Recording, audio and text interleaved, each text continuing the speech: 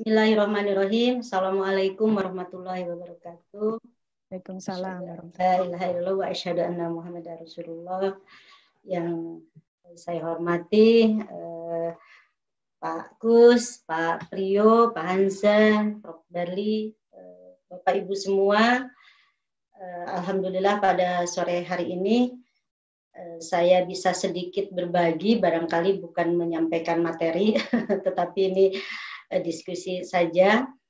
Jadi seperti yang disampaikan Pak Kus ataupun Bu Tutin, memang ini agak berbeda dari bahasan-bahasan mungkin sebelumnya di komunitas IPLBI ini. Saya ingin menyampaikan pesan barangkali isu tentang tukang bangunan. Gitu. Jadi ya betul, kita berbicara karya arsitektur, begitu ya, kita berbicara perwujudan arsitektur, proyek industri konstruksi, tapi sedikit sekali saya kira yang mengangkat tentang siapa yang membuat gitu ya, menjadikan rancangan arsitek, begitu perhitungan orang-orang sipil, begitu itu jadi mewujud. Nah tentu tangan-tangan kasar begitu para pekerja bangunan dengan tenaga, energi dan sebagainya lah gitu. Nah sore hari ini mungkin barangkali sambil santai saja, saya ingin berdiskusi dengan Bapak dan Ibu, barangkali nanti ada masukan untuk lanjutan. Saya izin share screen barangkali. Ini juga sekaligus memperkenalkan isi buku, begitu, isi buku tentang tukang bangunan ini. Jadi buku ini sebenarnya, atau riset ini sebenarnya diawali di disertasi saya dari sejak 2016. Sebenarnya riset ini saya coba ini dengan fokus pada pendidikan vokasi bidang arsitektur, tetapi saya memang spesifik ingin mengkaji terkait dengan isu tukang bangunan di industri konstruksi, begitu. Nah, saya melihat seperti tadi yang disampaikan di awal, mengapa saya punya ketertarikan begitu, untuk membicarakan para tukang bangunan ini, begitu, karena selain apa ya, keberadaannya, eksistensinya yang seringkali terlupakan, termarginalkan, gitu. Tetapi sebenarnya peran mereka, begitu ya, posisi mereka itu sangat dibutuhkan. Di sisi lain juga tantangan yang harus mereka hadapi sekarang itu luar biasa. Gitu.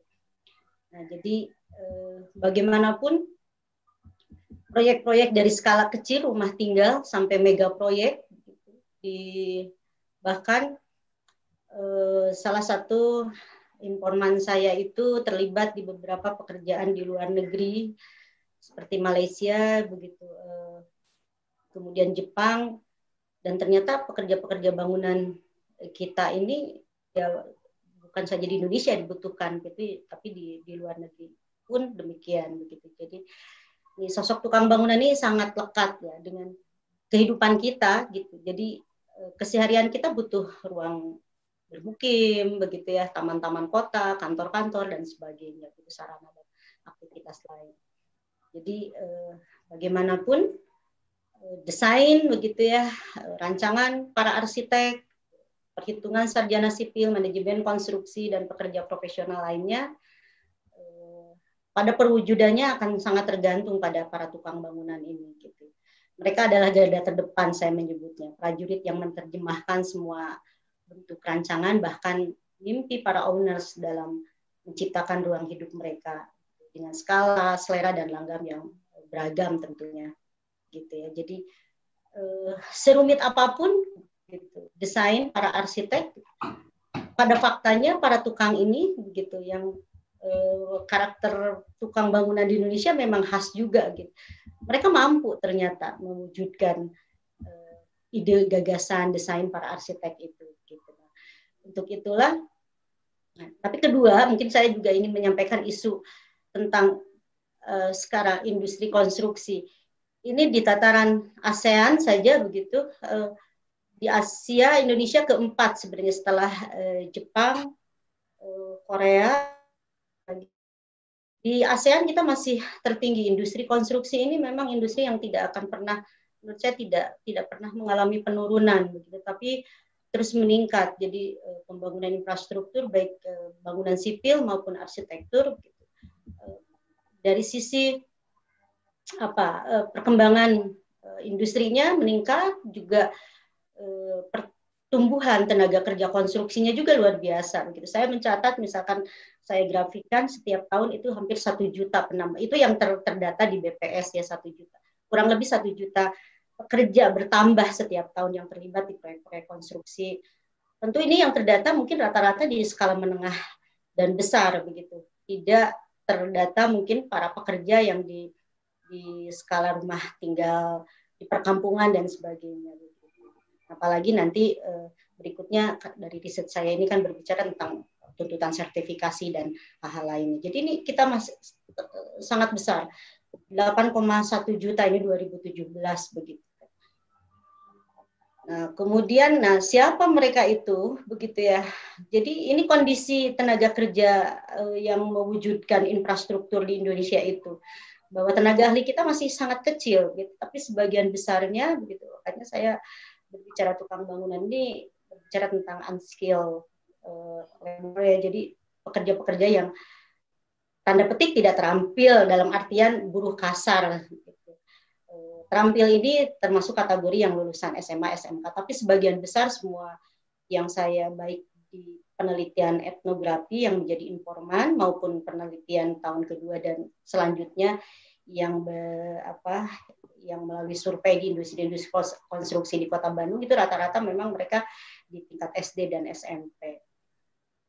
Nah, lalu ini yang menjadi persoalan mengapa saya begitu tertarik dan akan memfokuskan diri gitu spesifikasi saya untuk berbicara tentang pendidikan vokasi bidang arsitektur, terutama tentang kebekerjaannya, tentang keterampilan para pekerja bangunan atau tukang bangunan ini.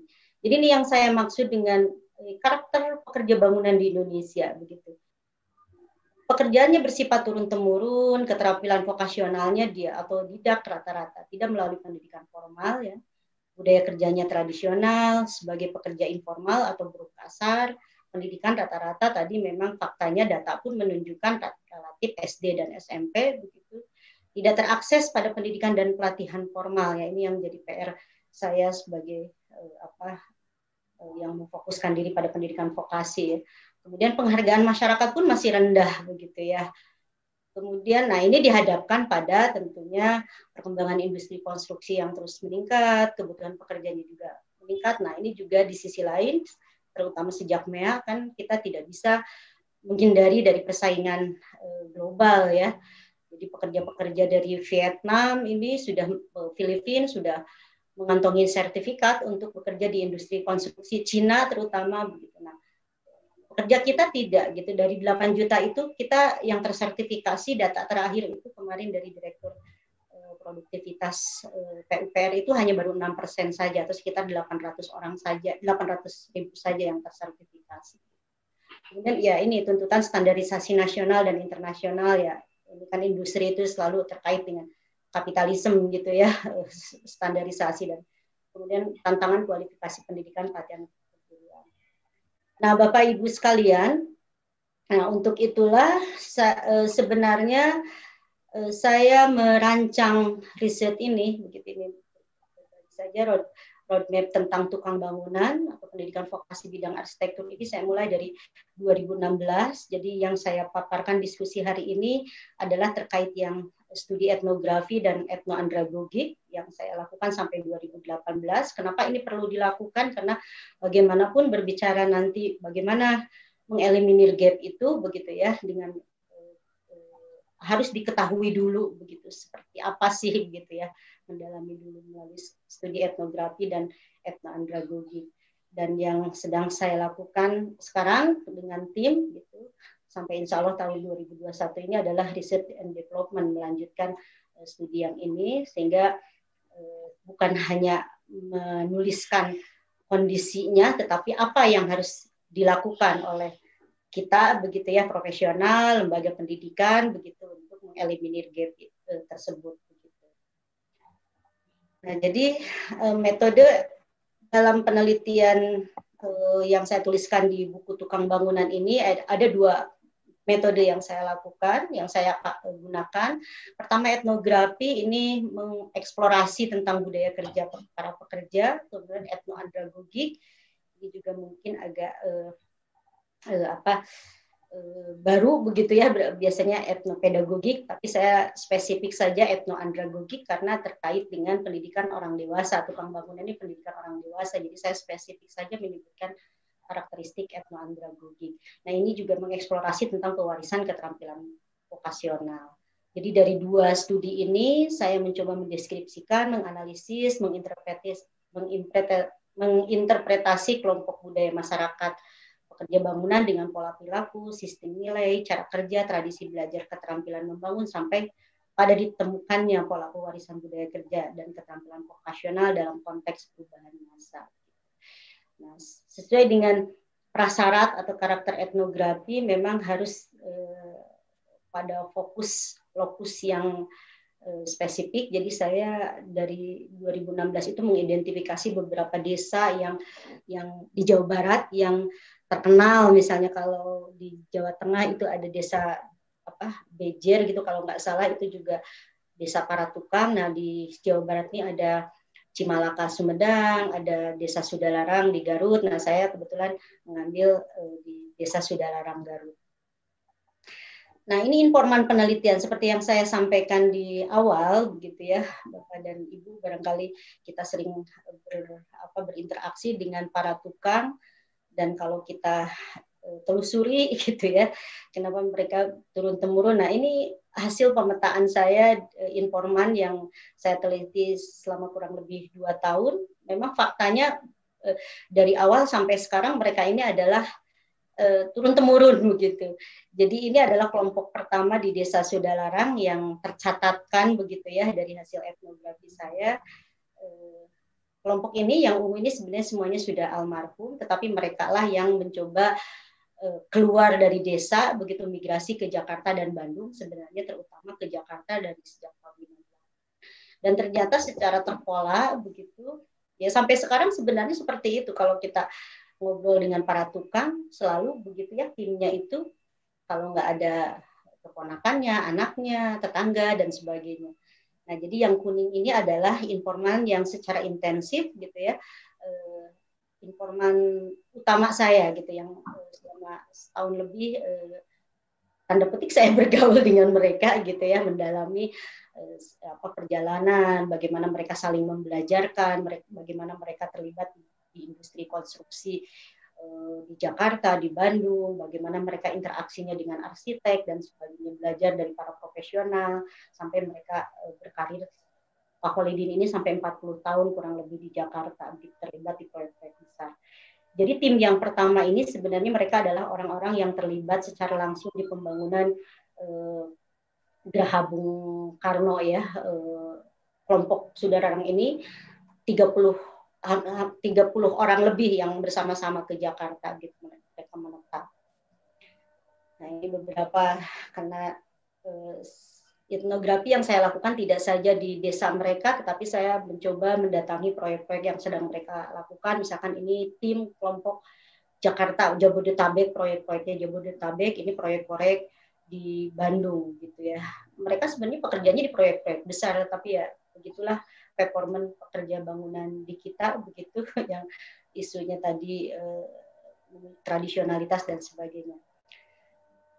Nah, ini juga saya menemukan, mencoba memetakan pergerakan gitu ya, para tukang dari Desa Sudalarang ini luar biasa. Dari sejak tahun 58 saya mencoba menginikan nih, Ki Uli ini sekarang usianya sudah 84 tahun, tapi dia masih bekerja. Ki Uli punya 7 putra-putri dan 4 putranya sama menjadi tukang bangunan begitu ya. Jadi terus temurun begitu. Nah, dari sejak 58 saya mencatat misalkan proyek-proyek yang mereka ikuti dari Desa Sudalarang ini, sebagian besar memang mereka itu di Jakarta begitu. Ada satu orang yang terlibat dengan proyek-proyek konstruksi luar negeri di Jepang, dan di Aceh. Nah di Aceh ini mereka menginduk pada kontraktor Belgia. Jadi sedikit banyak ini yang membedakan ketika mereka berinteraksi dengan kontraktor luar begitu dengan. Nah di buku saya itu dielaborasi secara mendalam begitu bagaimana sikap kerja mereka, pembelajaran mereka yang mereka dapatkan menangani proyek-proyek besar ketika di Jepang dan di Aceh begitu. Yang membedakan ketika mereka berinteraksi dengan taruhlah profesional atau proyek-proyek konstruksi di Indonesia begitu. Jadi sebaran mereka relatif dinamis dan sampai sekarang memang kelompok-kelompok mereka itu sudah punya link yang kontinuitasnya atau keberlanjutannya terus menerus gitu proyeknya itu Jakarta, Bandung, Bekasi gitu, Cilegon dan sebagainya. Nah, saya menyinggung tentang bagaimanapun etnograf riset ini akhirnya harus multidisiplin begitu ya, karena berbicara tentang para tukang, siapa yang membuat kota mewujud seperti gambaran kita ini kota-kota metropolis adalah mereka adalah para kaum migran ya, atau yang bermigrasi dari desa. Kalau sebenarnya teori tentang migrasi bahkan Weber sudah menyampaikan dari sejak kapitalisme di Eropa misalnya, bagaimana ketika tanah-tanah di pedesaan sudah tidak lagi menjadi milik petani gitu, jadi mereka memilih untuk menjadi pekerja kasar di kota. Jadi sejarah migrasi itu selalu diawali dengan pergerakan para pekerja begitu. Nah, begitu halnya dengan para pekerja bangunan baik yang sifatnya musiman begitu. Nah, nanti di pola perubahan budaya atau transformasi budaya akan terlihat dari kelompok-kelompok informan yang saya teliti itu ternyata punya karakteristik di awal itu mereka lebih cenderung mengerjakan proyek di kota itu relatif lama gitu tinggalnya begitu ya. Seperti kelompok tadi yang pertama itu di Jakarta bisa mereka sampai 10 tahun gitu. Paling pulang ke kampung 1 atau 2 tahun. Beda dengan halnya pada generasi yang sekarang karena relatif ini terkait juga dengan moda transportasi yang mudah.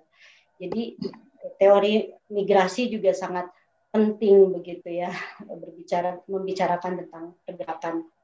Nah ini sebenarnya konteks informan saya begitu, informan penelitian ini memang salah satunya begitu ya, mereka meninggalkan desa Sudalarang terutama sejak tahun 60-an itu kan seperti bedul deso pada keluar itu ada peristiwa juga yang melatar belakangi masalah DITI dan sebagainya. Kemudian juga ada hal lain, desa mereka itu terlalui oleh stasiun Cibatu begitu. Jadi ada moda transportasi yang memudahkan mereka untuk keluar dan masuk ke desa begitu.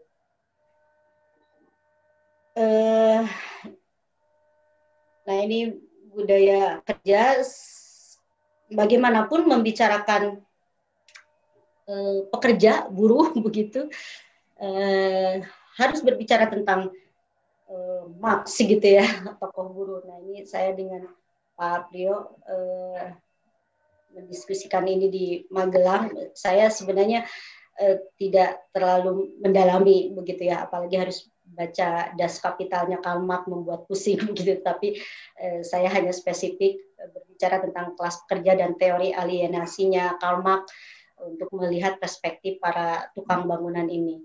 Kemudian juga Durkheim sebagai kantor dari alienasinya Karl Marx gitu ya, dengan teori pembagian kerjanya.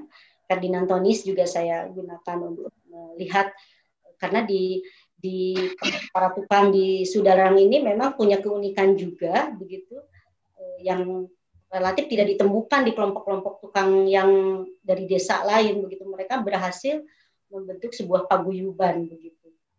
Jadi saya gunakan teori Ferdinand Tönnies untuk juga menganalisis mengapa mereka sampai mampu untuk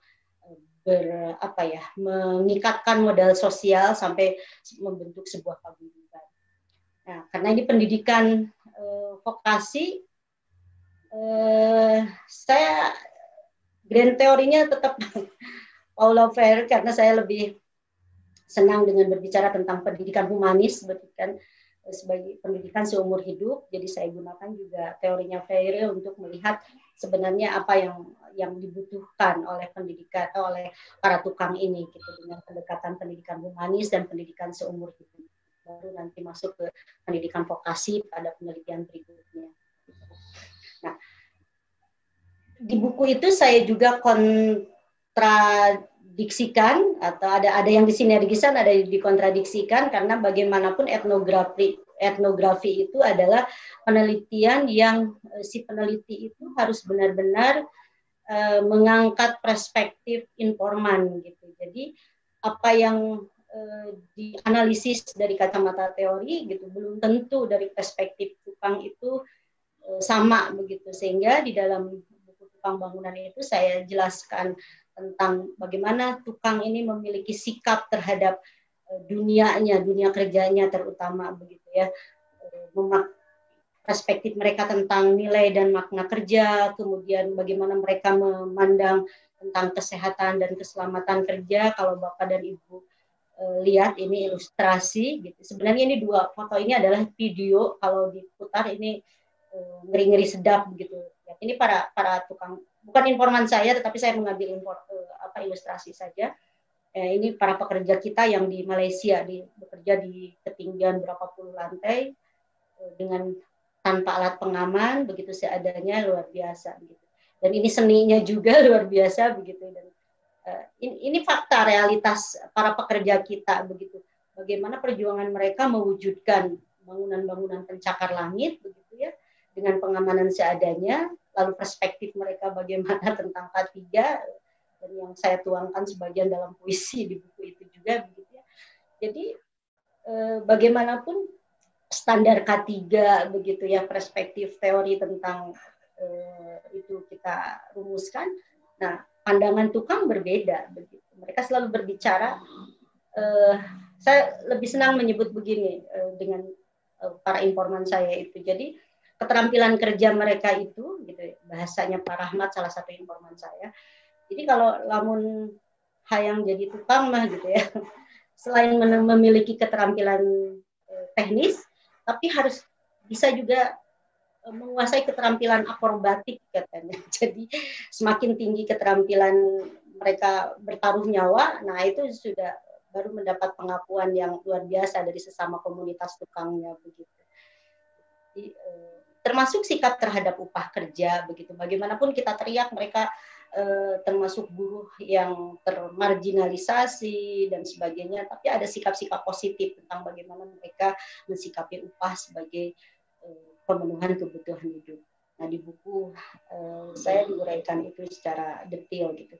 Kemudian juga sikap terhadap pendidikan formal yang sampai sekarang mereka masih a priori, karena menganggap buat para tukang gitu, keterampilan tukang itu bukan sesuatu yang harus dipelajari secara formal, tetapi learning by doing begitu kan. Siapapun bisa jadi tukang kok begitu. Yang penting mau belajar, mengikuti dari proyek ke proyek lainnya, itu keterampilan itu akan mengikuti. Jadi itu ada sikap-sikap seperti itu. Tadi ini yang saya sampaikan, kenapa saya juga menyinggung Ferdinand Ponis, karena salah satu keunikan di Desa Sudalarang ini, mereka mampu menguatkan komunitasnya, membuat paguyuban 2012, bahkan bisa menguruskan sampai ke akte pendirian notaris gitu ya. Jadi teorinya saya kira perlu saya sampaikan. Nah, jadi ada catatan pandangan tentang pekerjaan pada nilai objektif atau hasil pekerjaannya, tetapi lebih didasarkan pada kebutuhan dasar dan adanya ini sikap-sikap yang disampaikan atau quote-quote dari beberapa hasil storytelling saya dari informan begitu. Keberhasilan mendapat menjadi kota-kota besar telah menempatkan mereka memiliki status sosial di masyarakatnya. Jadi bagaimanapun para informan saya ini di Desa Sudalarang, mereka menjadi tokoh-tokoh yang secara sosial, ekonomi, sebenarnya mereka cukup berhasil karena pengalaman kerja mereka yang puluhan tahun di kota besar, dan rata-rata mereka memang membawa penghasilannya betul-betul total di kampung untuk membangun kampungnya. Kemudian makna dan pandangan diri informan terhadap pekerjaan telah, ya ini salah satunya membantah ini dalam beberapa aspek sebenarnya. Perspektif kita memang mungkin kalau berbicara kapitalisme gitu, mereka ini sebagai objek begitu ya, objek industri kapitalis. Tapi di sisi lain menurut misalkan tentang teori alienasi, salah satunya kan Marx mengatakan bahkan si para pekerja di industri modern itu dia terlepas gitu, teralienasi dari sesama kerjanya. Nah, temuan saya tidak demikian begitu. Jadi ada hal lain gitu, nilai lain yang justru didapatkan oleh para pekerja ketika mereka jauh dari kampung, jauh dari keluarga, malah sehingga saya mengutip Durkheim begitu ya, jadi tentang pembagian kerja ini. Jadi dalam dunia modern itu begitu ya, tidak semuanya tentang pembagian kerja itu melenyapkan moralitas sosial gitu. Malah sebaliknya ada nilai moralitas sosial yang baru. Jadi dalam perspektif Durkheim, misalnya layanan-layanan ekonomis yang dapat ia berikan tidak begitu penting dibandingkan dengan efek moral yang dihasilkan dari fungsi yang sebenarnya gitu, untuk menciptakan perasaan solidaritas antara dua atau satu orang lebih. Jadi saya menemukan begitu ya dari pendalaman saya terhadap para informan, ada hal-hal nilai-nilai yang ini mungkin menguatkan apa yang disampaikan Durkheim gitu. Jadi pembagian kerja begitu kan, mereka terlibat di dalam industri modern itu sebenarnya ada rasa saling ketergantungan, ada moralitas baru yang terbentuk dan sebagainya. Nah, sehingga dari hasil studi etnografi itu saya menemukan pola begitu ya, secara ya ini begitu. Dari kelompok informan yang tadi saya uraikan begitu, saya bisa mengidentifikasi begitu pada awal migrasi tahun 60-70-an ini, atau kelompok pertama yang di Jakarta ini ya, kebanyakan dari mereka bekerja untuk kelangsungan hidup, karena memang tadi saya sampaikan misalkan peristiwa DITII begitu kan, potensi lahan yang tidak berkembang, mereka betul-betul kalau kata informan hidup di desa itu sangat miskin begitu. Jadi hanya untuk bertahan hidup saja begitu. Tetapi ketika ini masa-masa kejayaan mereka seperti informan tadi yang Pak Kholidin, Pak Rahmat ini, mereka terlibat di masa-masa zaman Orde Baru di mana era minyak ini booming, memang industri konstruksi karena pembangunan infrastruktur di Jakarta luar biasa. Jadi informan-informan saya itu terlibat di berbagai macam bangunan besar begitu. Jadi mereka sudah mulai terlihat bekerja itu orientasinya untuk memperbaiki ekonomi keluarga. Nah, 88 sampai 98 memang ini ada mulai krisis moneter, ada persaingan, sehingga kalau tadi saya sampaikan di informan yang awalnya menetap di Jakarta ini tahun 98 mulai pada balik kampung gitu, karena ada persaingan yang ketat, nilai proyek infrastruktur mulai menurun. Nah, yang saya temukan lagi juga di 2000 sampai sekarang, jadi informan-informan muda yang tadi saya sampaikan ke Aceh, ke Jepang dan sebagainya, ini visinya sudah mulai, karena mereka juga tingkat pendidikannya rata-rata sudah SMA dan SMK gitu. Jadi sudah punya visi kesejahteraan dan kemandirian. Jadi ada visi yang lebih bisa mengembangkan diri, termasuk dukungan IT begitu. Di buku saya dijelaskan salah satu informan misalnya bagaimana mereka mengelaborasi keterampilan vokasi teknis konstruksi dan sebagainya itu belajar melalui internet dan sebagainya. Maaf, nah, ini 5 menit lagi. Oke, Ibu Titin, nggak terasa ya. Nah, ini saya gambarkan pembelajaran keterampilan vokasional. Ini salah satu gambaran saja, saya ingin menjelaskan bagaimana proses mereka dari pendidikan dasar, kemudian pengembangan keterampilan. Nah, ini yang mungkin jadi bahan diskusi kita. Keterlibatan profesional ternyata sangat berpengaruh terhadap pembentukan sikap kerja mereka. Ini saya tuliskan secara detail di dalam buku begitu. Nah, ini transformasi alat pertukangan gitu ya. Nanti rencana ke depan Pak Priyo kita join riset untuk lebih mengelaborasi begitu tukang-tukang di kampung-kampung adat seluruh Indonesia. Katanya Pak Eko bahkan sudah punya museumnya ya tentang pertukangan. Dan ini yang saya identifikasi dari informan saya gitu, dari mulai mereka betul-betul peralatan yang sangat tradisional yang sampai harus bertransformasi memiliki peralatan-peralatan modern yang dibutuhkan begitu. Nah, ini juga yang menarik cara belajar mereka gitu, dari kemampuan teknis mendasar di kampung tentang ukuran potongan kayu, jenis kayu dan sebagainya sampai berkembang mereka harus mengenali kayu seberang, potongan kayu yang berbeda, sistem konstruksi, kusen dan sebagainya. Ternyata ini yang disebut saya transformasi, bagaimana mereka learning by doing dan learning in workplace gitu ya. Itu saya kira ini kutipan-kutipan wawancara dengan para informan. Nah, ini kalau pembelajaran dari semua informan yang saya identifikasi dengan etnoandragogi, kira-kira pola yang terbentuk seperti inilah. Jadi para tukang di kita ini relatif menurut saya sih kalau kita di studi di tempat lain pun akan sama. Masa awal 4 bulan sampai 2 tahun ini keterampilan vokasional dasar mereka jadi laden, asisten tukang, kemudian tukang terbimbing dan nah, ini masa-masa pengembangan karir itu sampai 2 sampai 40 tahun. Nah, disinilah sebenarnya yang harus kita pikirkan tentang intervensi profesional, arsitek, begitu ya, kemudian lembaga-lembaga pendidikan, lembaga pemerintah terkait, begitu ya, bagaimana menguatkan keterampilan mereka, terutama dalam konteks kebutuhan industri konstruksi yang sekarang. Jadi penelitian selanjutnya saya lebih banyak membicarakan ini, begitu. Nah, jadi catatan akhir saya, perkembangan industri konstruksi dengan kebutuhan keterampilan kerja yang semakin kompleks tidak bisa sepenuhnya diserahkan kepada para tukang untuk mempelajari sendiri. Jadi kalau sikap pekerja tadi mengatakan tidak perlu kok, bisa semuanya juga serumit apapun bisa dipelajari. Nah, saya kira itu tidak bisa dipertahankan gitu. Latar belakang akademik yang beragam merupakan dasar dalam mengembangkan keterampilan selanjutnya. Kebijakan pengembangan pendidikan vokasi ke depannya tidak hanya diarahkan pada pendidikan formal atau SMK begitu ya. Ini keterlambatan peran dan tanggung jawab profesional arsitek, kontraktor, pengawas dan lain-lain ini yang lebih penting bagaimana mengeliminir gap antara kondisi pekerja kita gitu dengan tuntutan modernitas di industri konstruksi. Jadi ini ilustrasi saja bagaimana komunikasi yang bisa tersampaikan pada para tukang. Barangkali itu Bu Tutin, ini puisinya kan janjinya Pak Prof. Bali yang mau membacakan. Jadi saya tutup paparan saya. Tidak lebih kan Bu Tutin, cukup ya? Tidak lebih Bu, masih 1 menit lagi.